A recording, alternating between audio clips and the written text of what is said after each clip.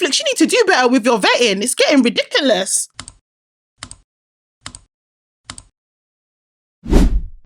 Hey huns, welcome to my channel. I am dami.zain and today I'm talking about Love is Blind Season 7. If you get to the end of this video, you know what to do. Please subscribe. Please like this video. Let's have a discussion in the comments. I want to hear your opinions. If you already follow me on TikTok, you will know that I sometimes like to do commentary on reality TV. TikTok is not the place for long form content, so I thought I would bring that onto this channel. So I'm going to get straight into it. Leo's crash out was huge. I think of two potential situations when it comes to him. He's either used to getting whatever he wants because he's an only child and he comes from money. Lord knows he told everybody about his money. He was passing around his Rolex. Or he doesn't get girls and that's why he leads with money. And that's why he got excited when he had two connections in the pods and he was now in a position to choose which one he wanted to go forward with. I genuinely don't think that he knew who he wanted to choose. I think he wanted to ride it out as far as he could, having options, and then pick at the last minute. So when Hannah comes back and says, I'm going with Nick, of course he was going to crash out because his options were literally swept from beneath him. I did also clock that he was very manipulative when he apologized the next day, because the moment that Hannah said, Nick is the one for me, I chose the right guy, he did a quick switcheroo. He went from, I'm so sorry, I never wanted to put you into that position,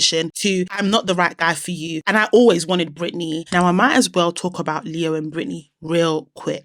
I don't know about you, but I thought it was really messy of Netflix to show us Brittany and Leo's storyline and then just cut it off. Like, they literally out of nowhere just said, oh yeah, we decided not to carry on filming their journey. No.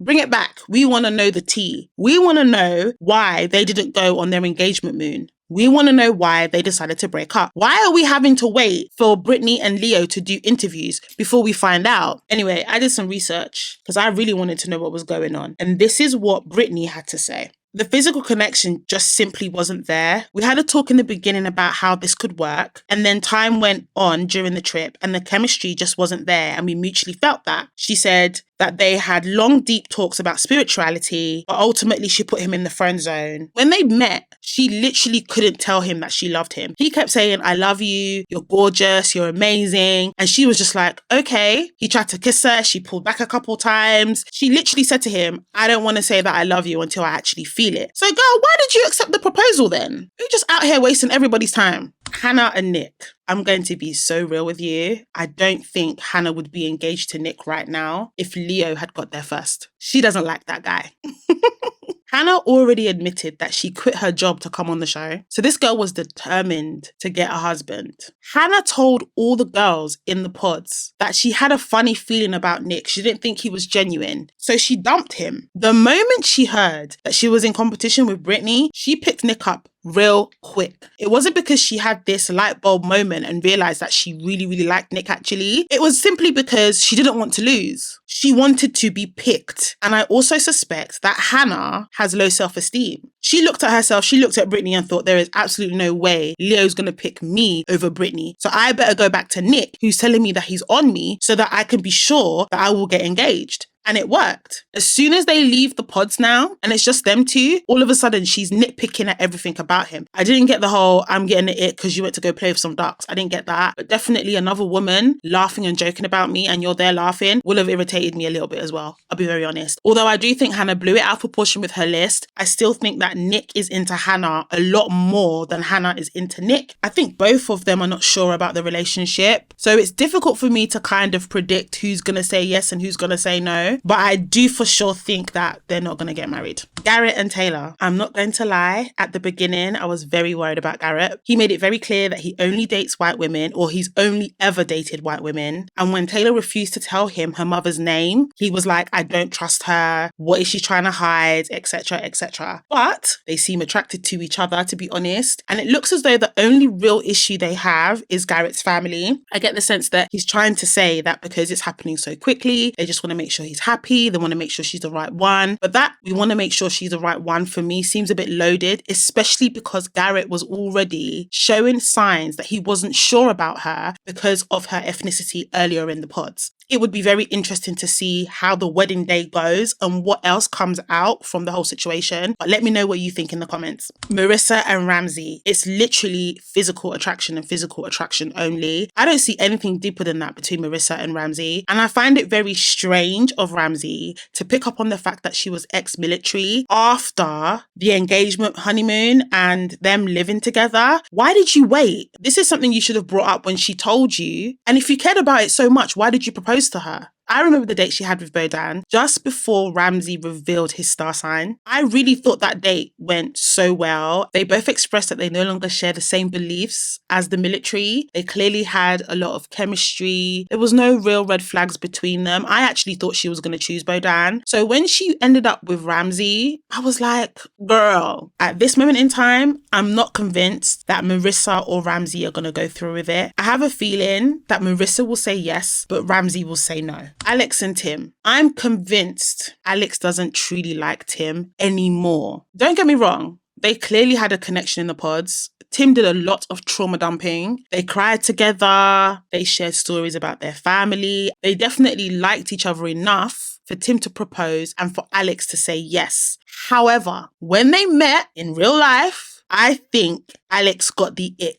It was obvious. Tim kept doing that big dog thing and she literally told him like 3 times, stop that. It's not cute. And then when they went hat shopping, she categorically told him she doesn't like his style. Alex is very short with Tim. She's always giving him side eye. And it annoys me that Netflix didn't show us the argument because I think it would have been very telling. The fact that she physically touched him and Tim wasn't ready to let it go tells me that she took it too far. There's something about her, I can't put my finger on it, but I am convinced that she has the ick or she's not physically attracted to him. Every time a cast member on Love is Blind shares anything sentimental in the pods, I roll my eyes. You've literally known each other for 5 minutes. Why are you giving this girl your late sister's bracelet? Even, what's her name, Taylor, reading her grandparents' letters to Garrett. Why are you doing that? I feel like they over-romanticize that. That's not normal. Especially because in the pods, you haven't seen each other. It would make sense if on the engagement moon or when they've moved in with each other, that's when you share that stuff, because at that point, you've had a physical connection as well as an emotional connection. So of course, at that point, if you're going to share sentimental things, it's more believable. Let me know if I'm the only one, but that is crazy to me. I'm sorry. My predictions are Tim will say yes and Alex will say no. Stefan and Monica. Episode 8 had me screaming. I never expected it. I did not expect it at all. I feel like Netflix just threw in a curveball. And the weird thing about it is Stefan warned us. He warned Monica. He said, I've cheated in the past. And Monica didn't probe him enough. She came at it with empathy.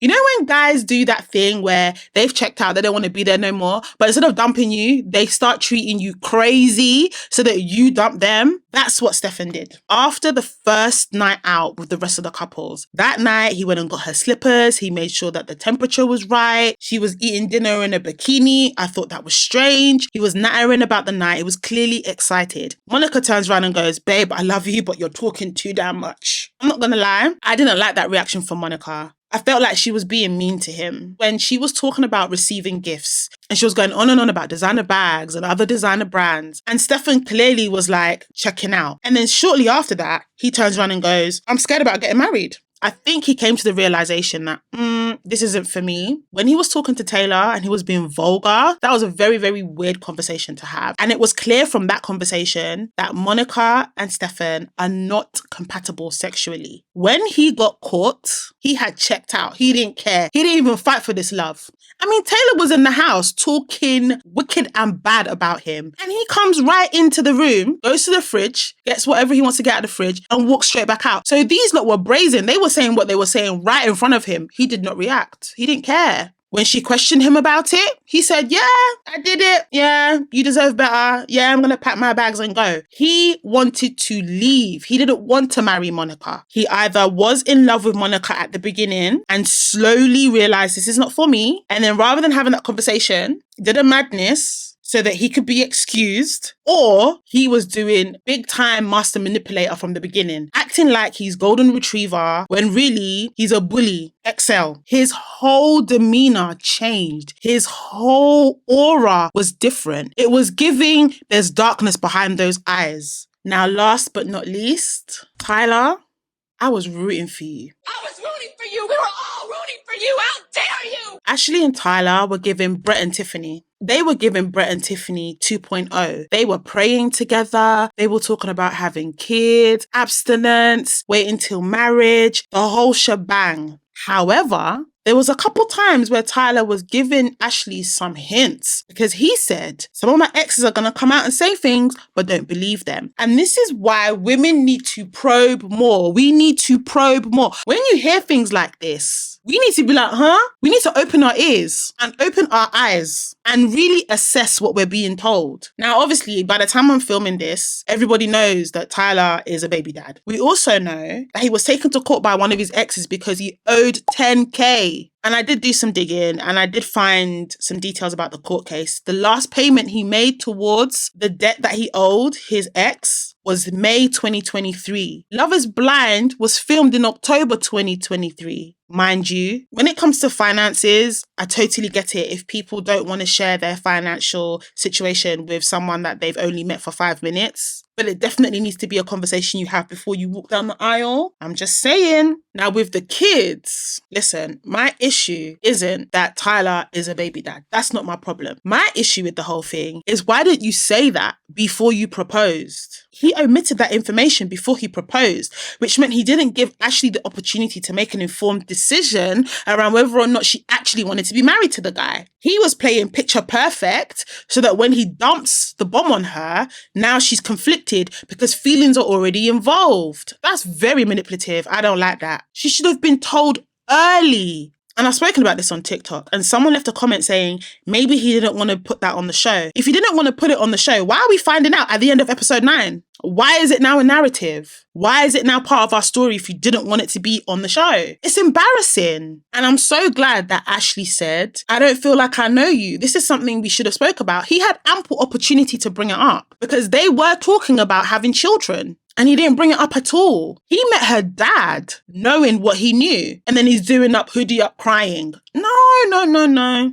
Hold the tears. Because you could have told me from early and you didn't. Ashley doesn't know what we know. Because we know that those kids were not donor kids. And we also know about the debt that hasn't come out yet on the show. So we have more information than Ashley does. We've seen more receipts than Ashley has. So based on what she knows on the show, I think it's likely that she could overlook it and just be like, well, these are donor kids. He's not in their life. He's not involved in their life. So I can move forward. I can overlook this. I can forgive him for not telling me before. So my prediction for these two, as much as it pains me to say, is they're both going to say I do. This season is scandalous. We went from Leo to Stefan to Tyler. 3 crazy people on one season. When you look at shows like Married at First Sight, where you've got experts thinking about, we're going to interview everybody. We want to make sure that they're okay to do the show. I mean, they don't get it right 100%. I could do another video about Married at First Sight UK right now because there's some craziness going over there. But at least they have the experts thinking about compatibility. They know everyone's history. They know if they've got kids or not. They know if they've been married before or not. They have all of that. So nothing comes as a surprise. Netflix don't do that. I heard all they do is a questionnaire. That's crazy to me. Netflix needs to do better at picking the people that they have on the show. They need to vet better. In conclusion, I think that Netflix has been very messy this season. I think they've put entertainment above the original purpose of the experiment. The whole Love is Blind thing this season clearly is not about physical attraction. It's about the secrets that people are hiding behind closed doors. Do I think we're going to see many marriages from this season? No, but we've been hella entertained on the journey. I cannot wait to see the next installment. They are messy as hell.